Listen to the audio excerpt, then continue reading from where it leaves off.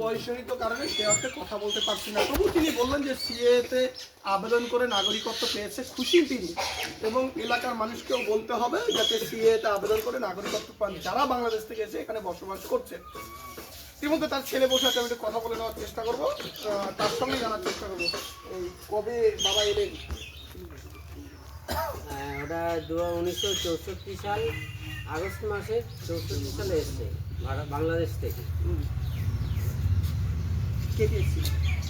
বাবা মা এসেছিলো, আমাদের জন্ম এখানেই।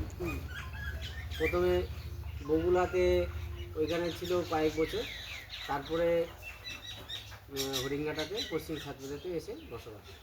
এরকম কি এখানকার অনেক পরিবার আছে যারা এইখানে আমাদের এই গ্রামটা অনেকেই আছে, তারা অ্যাকচুয়ালি ভয় পাচ্ছিল যে সিএতে অ্যাপ্লাই করলে হয়তো আমরা বাংলাদেশি হয়ে যাব, আমাদের সব কিছু বাতিল হয়ে যাবে। এটা আমি আর কি সবাইকে বলতে চাই, বাংলাদেশ থেকে যারা এসছে নির্দ্বিধায় সিএতে আবেদন করে তারা নাগরিকত্ব নিন।